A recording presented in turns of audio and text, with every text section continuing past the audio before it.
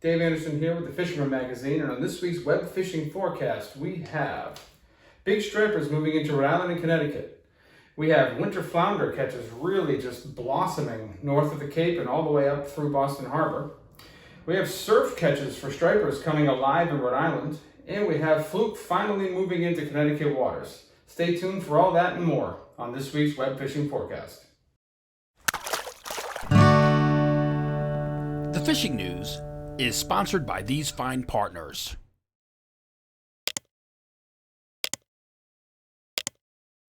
We're going to start things off in Massachusetts as we always do, and the main focus right now in Mass is striped bass. It's kind of been the theme the last few weeks, but that's just the way it is at this time of the year. Everybody gets kind of striper crazy. So news from the North Shore of Massachusetts, from like Surfland area. I didn't hear from James this week, so I don't have a report from him, but what I know is that there are a lot of bass up there. Most of these fish are in that smaller size, in that 20 to 26 inch range that we've been talking about for the last few weeks. But they are getting some keeper fish up to about 34 inches. And with the night guys now starting to sling eels, I don't think it'll be long before we start to see some 40-inch fish up that way.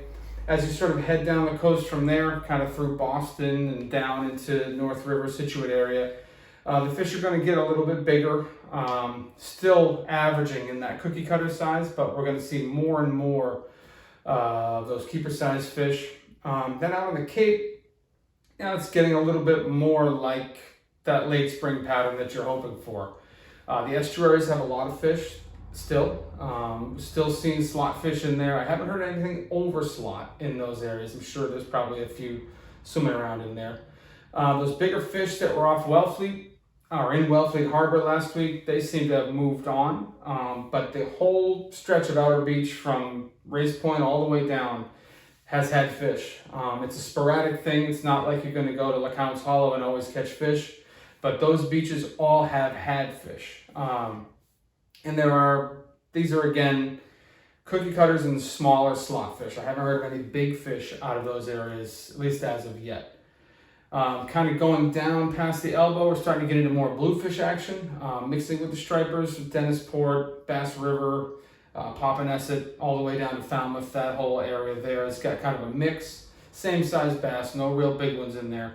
The only place in Mass where we're hearing about bigger fish is Buzzards Bay. And the further east you head in Buzzards Bay, the better your chances are at getting a big one. They just kind of back up in that funnel outside the canal. And that's what makes the canal such an amazing place, especially in the springtime. It's just these fish back up in there, and then these big tides come like we're having right now, and they start to get pulled through. So suffice it to say, the canal's probably going to have a good tide or two in the next few days. So if you've been sitting on your hands waiting to hear a good report, I would instead go now, because by the time the next reports come out, those tides are going to be late in the morning, and you're going to be too late. Whether it happens or not. You're always better off to be out there fishing than you are to be, dragging your feet around anyway. Fluke fishing in Massachusetts is still very slow, and I think we're just kind of waiting. I think the water temperatures need to come up a little bit more. I haven't heard about any fish at the Vineyard in Nantucket yet. A few fish in Buzzards Bay, but those have been more bycatch. So I'm looking more at like the first week of June for things to really start to heat up there. Let's hope I'm right about that. On the other hand, if you are just looking for some type of flatfish, the winter flounder bite has just really exploded over the last 7 to 10 days. I talked to a guy at a local tackle shop. He said he had been out of the east end of the canal in a boat, bouncing around looking for winter flounder. Wouldn't say exactly where, I don't blame him. But got a lot of fish. They had somewhere between 30 and 40 fish boated for the day. And I've heard other stories like that, even from P-Town Harbor, good numbers there, maybe not quite those numbers. And then heading up into Quincy and into Boston Harbor. I've heard a lot of good reports over the last week, so suffice it to say, it's a good time to go winter flounder fishing in Massachusetts. In Buzzards Bay, we're seeing a lot of porgy and sea bass action, and we're seeing some really nice sea bass. Black Rose Charters, he kind of bounces back and forth between Scituate area and then Buzzards Bay. He's been doing really well on sea bass and porgies for the last week plus. Some nice fish, some knothead fish in that 4-pound range. But the bite has been good, and most of the fish that I'm hearing about are coming from 30 to 70 feet of water. I've heard of some sea bass coming from even deeper, and I've heard of some porgies coming from very shallow water, like as shallow as 10 feet. So the fish are spread out, but the bite's been really good, and if you've been waiting around to cash in on that bottom fishing, now's the time. And then the last thing that we're hearing a lot about in Massachusetts is just like a really great resurgence of the freshwater fishing. It almost makes you think, and it's probably the truth, that a lot of these freshwater guys have just been keeping it under their hat for a while, and it's finally starting to leak out again. Trout bite's been really good. Got these pics from Goose Hummock. Trout bite's been really good, and so has the largemouth bass bite. And I've been hearing about some good smallmouth fishing as well. These bass are coming into post-spawn, and they're just, they're just trying to regain their energy. So they're out there feeding up in the cover and getting up shallow. And my experience has been it's a good time to throw something like a jig or an unweighted rubber worm. This is the time of year when I do a lot more saltwater fishing though. So, some of the experts out there might have an even better option for you, but that's what I do at this time of the year, and it pays off for me. But that's kind of the story in Massachusetts this week. The reports are a little lean too, because we've had a lot of wind, and I don't think a lot of guys have been out as much, but that's what I've heard.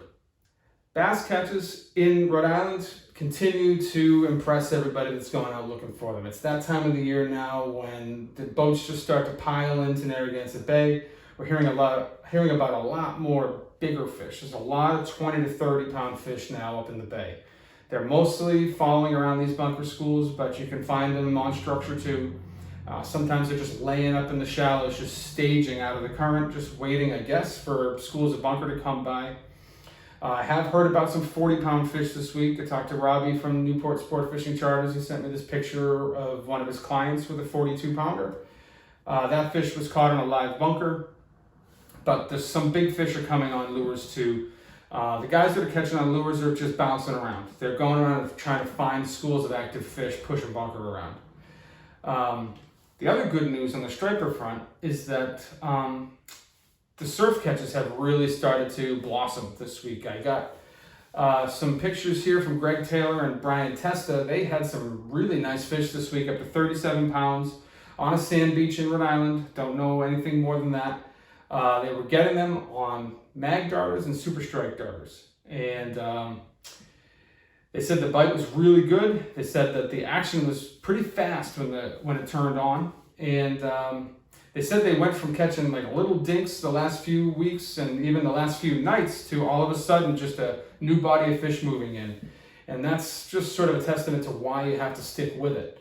I also heard from my buddy Chad, and he said he's been getting some fish on needles in Rhode Island waters. Not quite to the size of Brian and Greg here, but still good illustration of what's going on out there from the surf. And then the other thing too is we're starting to see a little bit of an even off as far as what the bass and the bluefish together in South County. The last few weeks almost seems like the bluefish have just been bullying the bass out of there. But we're starting to see some mixing now. We're starting to see more slot fish in South County running the beaches and the breachways, and then some of the boat guys getting them out on like the reefs at Watch Hill and places like that. Still seeing those big blues. But there's a wider mix of sizes now. They're getting some 5 and 6 pounders all the way up to 16, 17 pounds. And those same fish, the same bluefish, are also starting to annoy the annoy the bunker schools up in the bay. So we're seeing, just those bluefish are just starting to spread out into a wider and wider area. Fluking in Rhode Island is picking up. And we're starting to see more fish moving into new areas. However, we're not seeing more fishermen move into new areas. Everybody's playing follow the leader, which is kind of the way it goes these days. So most guys are headed to the windmills. The other half of those guys are headed to the beaches off of South County, or they're steaming over the line and going out behind fishers. But I am hearing about some fish off Point Judith. I'm hearing about some fish in the Newport area. So I guess what I'm trying to tell you is don't be afraid to blaze your own trails. These fish are starting to integrate into the area. They're starting to take up residence. And so you don't have to only go where you hear that there are fish. Go find those humps and bumps where they tend to hang and put your time in there. You get a really good shot at finding them. The only thing I know you're definitely going to find is a lot more shorts than keepers. The keeper ratio across the board, Rhode Island and Connecticut, has been somewhere between 15 and 20 shorts per one keeper. So you got to put your time in, you got to release a lot of shorts, but fast action makes for fun fishing, so, you know, you got to take the good with the bad on that.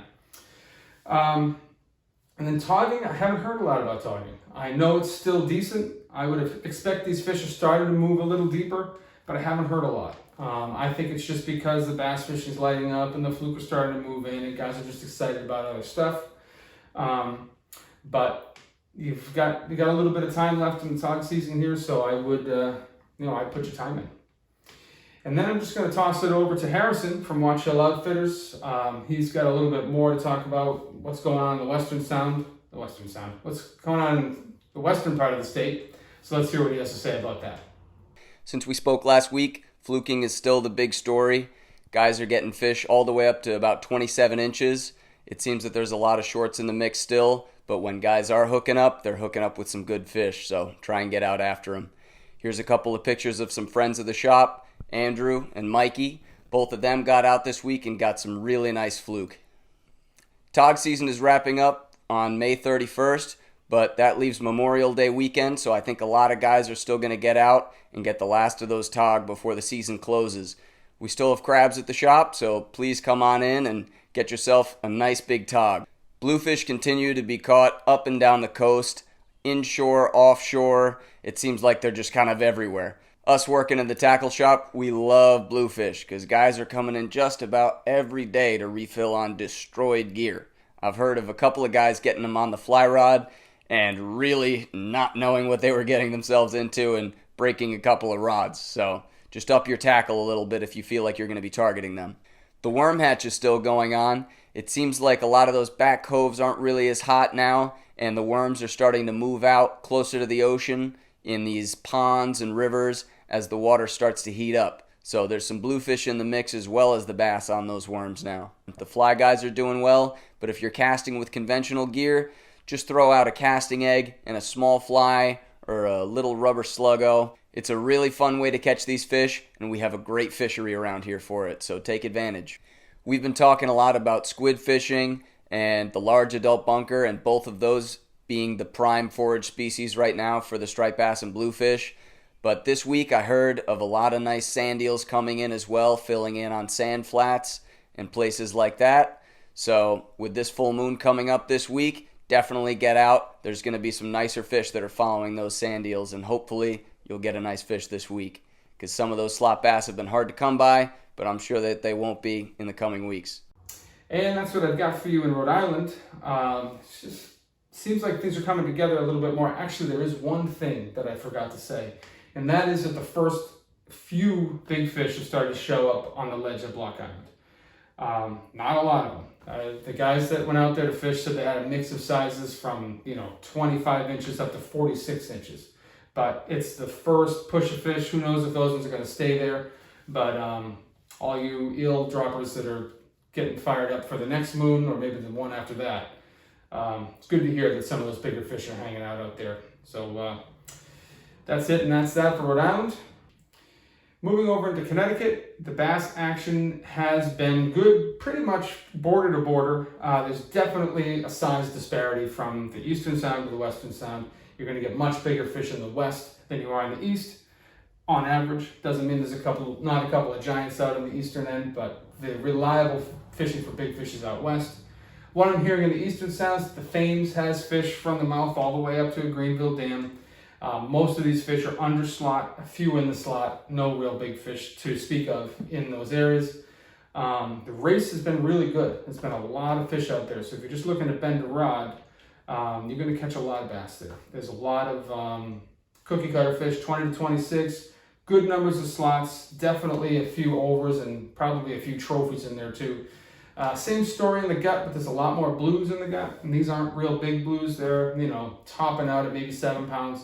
Good action in both of those places. The bass get bigger as you head west. So when you get to the Connecticut River, for instance, there's more consistent action on slot fish there. Talked to Mike Roy. as I always do, and his report was that they're seeing more bigger fish. But he still isn't seeing anything real big. I talked to Andrew from Fishing Factory. He said it's the same story upriver, up his way, even all the way up to Essex. There's a lot of those cookie cutter fish. Some slots mixed in, and the very occasional 20-pound fish just kind of appears out of nowhere. But the water temperature in the river is holding, so those fish are going to stay there until it gets up to probably 70 degrees or so. Once it gets there, they kind of just rush out of there. But I think it's safe to assume that we got at least another week of good fishing up there. The topwater bite's been good, the soft plastic bite's been good. So if that's your thing, definitely take advantage as many times as you can between now and when that water temperature spikes. Out in the Western Sound, that's where the big fish are. If you basically draw a line from Hempstead Harbor across to the Norwalk Islands and fish west of that, you've got a good shot at getting a big one. These fish are on bunker schools. These fish are hungry. They're coming out of the Hudson and they are spawned out and they are looking to bulk up. It's probably pretty obvious for me to say that bunker spoons are working, mojo rigs are working, live bunker is working. The night guys are getting fish on chunks.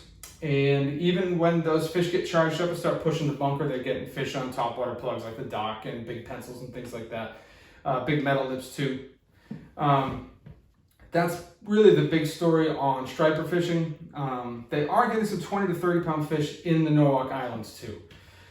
Those fish are mostly coming at night, but also some at first light throwing topwaters into the shallow water around the islands. There's good numbers of bass out there, and there's plenty of slot fish and short fish too up in the harbors and all along the beaches. So there's a lot going on. Western Sound, that's only going to bleed further and further east as the days and weeks progress.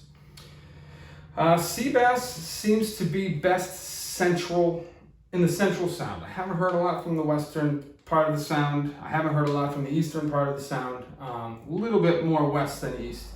But in places like Madison, Clinton, Westbrook, there seems to be a pretty good amount of sea bass and a lot of happy guys just going out there catching fish. I haven't heard of anything real big, but lots of shorts and plenty of keepers to keep everybody smiling. And it's the same old thing. You can get them on baits, you can get them on jigs, you can get them by accident on eels, like this picture from Mike Roy. So they're just as aggressive as they always are, and they're just as abundant as you expect them to be in that area. In the coming weeks, we'll see them filling into other places, and the fishing should be great for sea bass for most of the summer.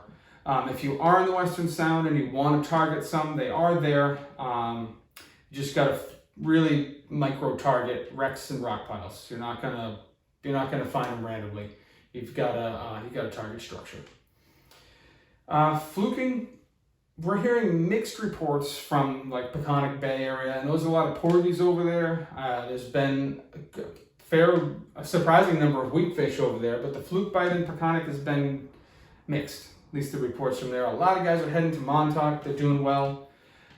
Getting same keeper ratio though. They're getting that 20 shorts to 1 keeper thing going on, just like it seems to be everywhere else. Same thing in Isabella. But the good news is that we're starting to see more fish in local water now. So there's been fish at Black Point, there's been fish at Vixens, Sarah's, there's been fish in Niantic Bay, and the numbers are coming up. And it's still that same ratio though, 15 fish per keeper, maybe 20. But as the water continues to warm, we're just going to see more and more fish moving into those areas and spreading out beyond them. So the good news is you don't have to make the long steam anymore if you don't want to. I do feel like you've got a better chance of getting a really big fluke out at Montauk right now, but even that's going to change as time wears on here. What else am I hearing here? Weak fish. We're hearing, just as I was hoping to hear, and just as I kind of expected to hear, we're coming into the full moon, or the full moon actually is upon us, and the weak fish action has fired back up. So I've heard of fish in the Western Sound around the Norwalk Islands, and I've heard of fish in the mouth of the Connecticut River again. Not anything really big, fish up to like, 23 inches in that area, but good numbers of them. And then of course the hot zone is right around West Head and Sandbar. Bite's been good there, and there's been a lot of bluefish there though. So I think I said this last week, or maybe I wrote it in my report, but if you're gonna go there and look for weakfish, bring 2 or 3 of your favorite plugs, because fairly decent chance that a bluefish is gonna steal 1 or 2 of them, especially because they're pretty small.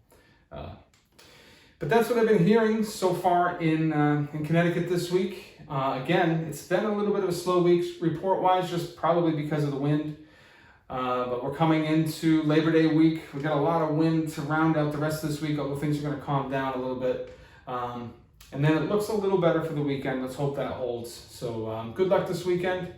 Hope you guys do well out there. And if you're just checking out this video, you're not a subscriber to The Fisherman, head over to the website, www.thefisherman.com, and check us out. We've got regional articles from everywhere from Delaware all the way up to Maine. We've got reports that cover that entire area. We have contests giving away boats and kayaks and all kinds of stuff. We got a lot going on, and I think you'd be happy if you came over and checked us out.